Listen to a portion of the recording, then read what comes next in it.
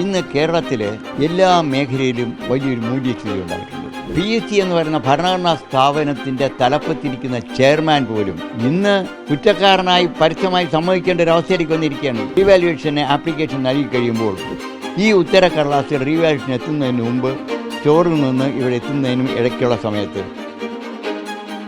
ഇന്നലെ SFIയുടെ നേതാക്കൾ പറയുന്നത് 0 മാർക്ക് കിട്ടിയ കുട്ടിക്ക് പോലും വിജയിച്ചിരിക്കുന്നു. വളരെ അതിശയമാണ്. MA പരീക്ഷയുടെയും MAMSC പരീക്ഷയെ കുറിച്ച് ആക്ഷേപമില്ല. കാരണം അവിടെ ഡബിൾ വാല്യുവേഷനാണ്. എപ്പോഴും അർഹിക്കുന്ന മാർക്ക് അർഹിക്കുന്ന കുട്ടിയെ കിട്ടിയിരിക്കണം.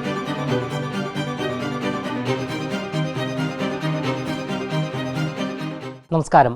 കേരള സർവകലാശാലയിലെ LLB പരീക്ഷയുമായി ബന്ധപ്പെട്ടും അതിൻ്റെ മൂല്യനിർണ്ണയവുമായി ബന്ധപ്പെട്ടും വലിയ രീതിയിലുള്ള വിവാദങ്ങളാണ് പൊട്ടിപ്പുറപ്പെട്ടുകൊണ്ടിരിക്കുന്നത്. ഇക്കഴിഞ്ഞ ദിവസം സർവകലാശാലയിലേക്ക് SFI ഒരു വിഷയത്തിൽ പ്രതിഷേധവുമായി എത്തിയിരുന്നു. ഈ പ്രതിഷേധത്തിൽ ഒരു SFI നേതാവ് പറഞ്ഞ ഒരു വാക്ക് ഇങ്ങനെയാണ്. അതായത് 0 മാർക്ക് നേടിയ വിദ്യാർത്ഥി പോലും വിജയിച്ചിരിക്കുന്ന സാഹചര്യം. എങ്ങനെയാണ് ഇത്തരത്തിലുള്ള സംഭവ വികാസങ്ങൾ നടക്കുന്നത് എന്നുള്ള ചോദ്യമാണ് ഉയർന്നു വരുന്നത്.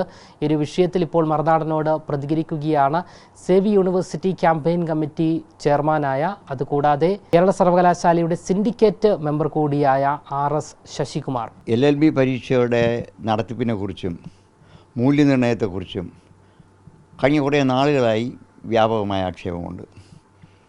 ഈ അടുത്ത ദിവസം പുനഃപരിശോധനയിൽ വലിയ വിഭാഗം വിദ്യാർത്ഥികൾ ജയിച്ചുവെന്നും തോറ്റ വിദ്യാർത്ഥികളെല്ലാം ജയിച്ച ഒരവസ്ഥയുണ്ടായിരുന്ന രീതിയിൽ വിദ്യാർത്ഥി പ്രക്ഷോഭം തന്നെ സർവകലാശാലയ്ക്ക് മുമ്പിൽ ഉണ്ടായിട്ടുള്ളതാണ്. തീർച്ചയായിട്ടും അങ്ങനെ അർഹിക്കുന്ന കുട്ടികൾക്കുള്ള മാർക്ക് ലഭിച്ചിട്ടില്ല എങ്കിൽ അത്തരത്തിൽ മൂല്യനിർണ്ണയം നടത്തിയ അധ്യാപകർക്കെതിരെ നടപടി ആവശ്യമാണ്. ഇത് പറയുമ്പോൾ ഇന്ന് കേരളത്തിലെ എല്ലാ മേഖലയിലും വലിയൊരു മൂല്യച്യുതി ഉണ്ടായിട്ടുണ്ട്.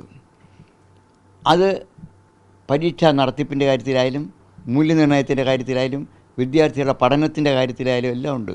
അത് ഇപ്പോൾ നമ്മുടെ സർവകലാശാലയും ഒരു പരിധിവരെ ബാധിച്ചിട്ടുണ്ട് എന്നുള്ള സത്യമാണ്. ഇപ്പോൾ കുറുക്ക് വഴിയിലൂടെ എങ്ങനെ ഡിഗ്രി നേടാൻ വെക്കും എന്ന് ചിന്തിക്കുന്ന ഒരു വിഭാഗം നമ്മുടെ സമൂഹത്തിലുണ്ട്. പഠിച്ച് ഡിഗ്രി എടുക്കുന്നതോടൊപ്പം തന്നെ പഠിക്കാതെ ഡിഗ്രി എടുക്കുക, അത് PhD പോലും ഉണ്ട്. നമ്മുടെ വാഴക്കുല PhD ഉൾപ്പെടെ നമ്മുടെ മുന്നിലുണ്ട്. അത് ഡോക്ടർമാരിലുണ്ട്, എൻജിനീയർമാരിലുണ്ട്, പ്രധാനമായിട്ട് നമ്മുടെ അഡ്വക്കേറ്റുമാരിലുണ്ട്. അപ്പോൾ അഡ്വക്കേറ്റ് പരീക്ഷ പാസ്സാകുന്നതിൻ്റെ കുറുക്ക് വഴി തേടുന്ന ഒരു വലിയ സെക്ഷൻ ഇന്ന് നമ്മുടെ സംസ്ഥാനത്തുണ്ട്. ഇന്ന് നിരവധി ഗവൺമെൻറ് ആൻഡ് സെൽഫ് ഫൈനാൻസിങ് കോളേജുകളാണ് നമ്മുടെ LLB മേഖലയിൽ നിയമപഠന മേഖലയിലുള്ളത്. അപ്പോൾ നിയമപഠന മേഖലയെയും ഈ മൂല്യച്യുതി ബാധിച്ചിരിക്കുന്നു. പരീക്ഷ നടത്തിപ്പ് സുതാര്യമാണോ എന്ന് ചോദിച്ചാൽ ഈ അടുത്ത കാലത്ത് സിൻഡിക്കേറ്റ് അംഗമായി വീണ്ടും വന്ന് ഞാൻ പരിശോധിച്ചപ്പോൾ LLB പരീക്ഷയുടെ നടത്തിപ്പ് സുതാര്യമല്ല. നടത്തിപ്പ് സുതാര്യമല്ല, വാല്യുവേഷൻ സുതാര്യമല്ല, പുനർമൂല്യനിർണ്ണയം സുതാര്യമല്ല. അതിൻ്റെ റിസൾട്ടാണ് ഇന്നലെ വിദ്യാർത്ഥികളുടെ ഭാഗത്തു നിന്നുണ്ടായ പ്രക്ഷോഭം. ആ പ്രക്ഷോഭം തന്നെ റീവാല്യുവേഷൻ തന്നെ അത് ഒറിജിനലാണോ അതും കൃത്രിമമാണോ എന്ന് പരിശോധിക്കേണ്ടതായിട്ടുണ്ട്. അടുത്ത കാലത്ത് നമുക്കറിയാമല്ലോ PSC ഉൾപ്പെടെ. PSC എന്ന് പറയുന്ന ഭരണഘടനാ സ്ഥാപനത്തിൻ്റെ തലപ്പത്തിരിക്കുന്ന ചെയർമാൻ പോലും ഇന്ന് കുറ്റക്കാരനായി പരസ്യമായി സമ്മതിക്കേണ്ട ഒരു അവസ്ഥയിലേക്ക് വന്നിരിക്കുകയാണ്. നമ്മൾ ഏറ്റവും കൂടുതൽ ആദരിക്കുന്ന ഒരു ഭരണഘടനാ സ്ഥാപനത്തിൻ്റെ തലപ്പത്ത് പോലും. അത് ഇന്ന് സർവകലാശാലയുമായിട്ട് ബന്ധപ്പെട്ട പലയിടത്തും ഉണ്ടായിരിക്കാം. ഞാനിത് പറയുന്നത് LLB പരീക്ഷ മറ്റ് പരീക്ഷകളിൽ നിന്ന് വിഭിന്നമാണ് എന്ന് ഞാൻ പറയുന്നില്ലെങ്കിലും ഏറ്റവും കൂടുതൽ രാഷ്ട്രീയ നേതാക്കൾ ഉൾപ്പെടെയുള്ളവർ അഡ്വക്കേറ്റ് സ്ഥാനത്തിന് വേണ്ടി LLB ഉപയോഗിക്കുന്നുണ്ട്. അവരെ ഒരു നല്ലൊരു അഭിഭാഷകനാകുന്നതിന് വേണ്ടിയല്ല, അവർക്ക് അവരുടെ പേരിനൊപ്പം അഡ്വക്കേറ്റ് സ്ഥാനം വേണം.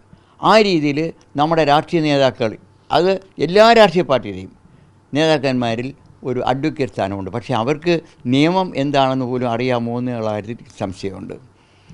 ഇപ്പോൾ നമ്മുടെ ഈ LLBയുടെ പരിശോധിച്ചപ്പോൾ മറ്റെല്ലാ പരീക്ഷകളും ഓൺലൈനിൽ ക്വസ്റ്റ്യൻ പേപ്പർ അയക്കുമ്പോൾ LLB പരീക്ഷ ചോദ്യക്കടലാസുകൾ മുഴുവൻ പ്രിൻ്റ് ചെയ്ത് 2 ദിവസത്തിന് നൽകുകയാണ്. അതിനെക്കുറിച്ച് ആക്ഷേപമുണ്ട്.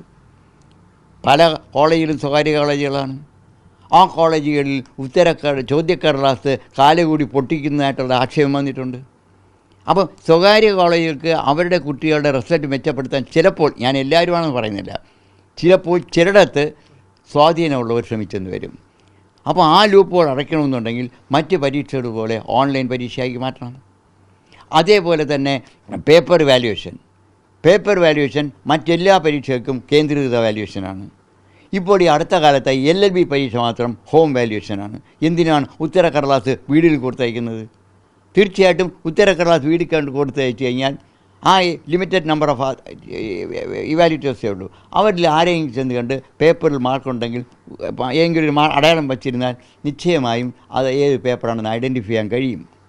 അത്തരത്തിൽ കഴിയാതെ വരുന്നവർക്ക് റീവാല്യുവേഷനും ഇപ്പോൾ ഒരു ഗുണകരമായ മാർഗമായി മാറിയിട്ടുണ്ട്.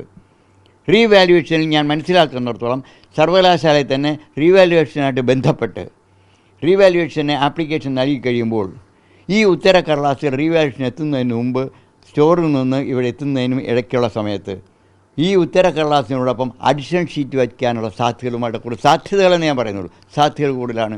അതിനുശേഷം റീവാല്യൂ ചെയ്യുമ്പോൾ മാർക്ക് കൂടുതൽ കിട്ടും. ഇപ്പോൾ ഇന്നലെ SFIയുടെ നേതാക്കൾ പറയുന്നുണ്ട് 0 മാർക്ക് കിട്ടിയ കുട്ടിക്ക് പോലും വിജയിച്ചിരിക്കുന്നു. വളരെ അതിശയമാണത്. അപ്പോൾ അത് യഥാർത്ഥ ഉത്തരക്കടലാസ് ആണോ, അവർ പരീക്ഷ ആദ്യം എഴുതി യൂണിവേഴ്സിറ്റിയിൽ ആദ്യം വാല്യുവേഷൻ വന്ന പേപ്പറാണോ റീവാല്യുവേഷൻ വന്നതെന്ന് വരെ സംശയിക്കേണ്ടിയിരിക്കുന്നു. അപ്പോൾ ഇതിനെക്കുറിച്ചൊക്കെ സമഗ്രമായ ഒരു അന്വേഷണം ആവശ്യമാണ്. ചോദ്യക്കടലാസുകൾ ഓൺലൈനായി കൊടുക്കണം. പരീക്ഷ മൂല്യനിർണ്ണയം സെൻട്രലൈസ്ഡ് വാല്യുവേഷൻ ആക്കണം. അതേപോലെ തന്നെ ഇതൊരു ഇൻ്റഗ്രേറ്റഡ് കോഴ്സാണ് LLB. അതുകൊണ്ട് ഇത് PG പരീക്ഷകൾ പോലെ വാല്യുവേഷൻ തന്നെ ഡബിൾ വാല്യുവേഷനാക്കി മാറ്റണം. MA പരീക്ഷയുടെ MSc പരീക്ഷയെ കുറിച്ച് ആക്ഷേപമില്ല. കാരണം അവിടെ ഡബിൾ വാല്യുവേഷനാണ്. അപ്പോൾ എന്തുകൊണ്ട് LLBക്ക് ഡബിൾ വാല്യുവേഷൻ ആയിക്കൂടാ? ആദ്യം ഒരു അധ്യാപകൻ നോക്കുന്നു, രണ്ടാമത് മറ്റൊരു അധ്യാപകൻ നോക്കുന്നു. ആ 2 വാല്യുവേഷൻ തമ്മിൽ 10% വ്യത്യാസമുണ്ടെങ്കിൽ മൂന്നാമത് ഒരാൾ നോക്കുന്നു. അതിനുശേഷം അതിൻ്റെ മാർക്കുകളുടെ ആവറേജ് എടുക്കുന്നു. സയൻറ്റിഫിക്കാണ്. അപ്പോൾ പിന്നെ റീവാല്യുവേഷനിൽ ഒരു കുട്ടി ജയിച്ചു എന്നുള്ള സമരം ഒഴിവാക്കാൻ കഴിയും. വാല്യുവേഷൻ കഴിഞ്ഞ് റിസൾട്ട് വരുന്നതിന് അല്പം വൈകും എന്നുള്ള ഒഴിച്ചാൽ എപ്പോഴും അർഹിക്കുന്ന മാർക്ക് അർഹിക്കുന്ന കുട്ടിയെ കിട്ടിയിരിക്കണം.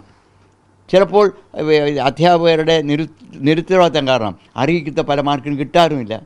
അപ്പോൾ 3 വാല്യുവേഷൻ നടത്തുന്നു, 2 വാല്യുവേഷൻ നടത്തുന്നു, വേണ്ടി വന്ന 3ാമത് വാല്യുവേഷൻ നടത്തുമ്പോഴേക്കും റീവാല്യുവേഷൻ PG പരീക്ഷയിൽ എന്നതേക്കും അവസാനിപ്പിക്കാൻ കഴിയും.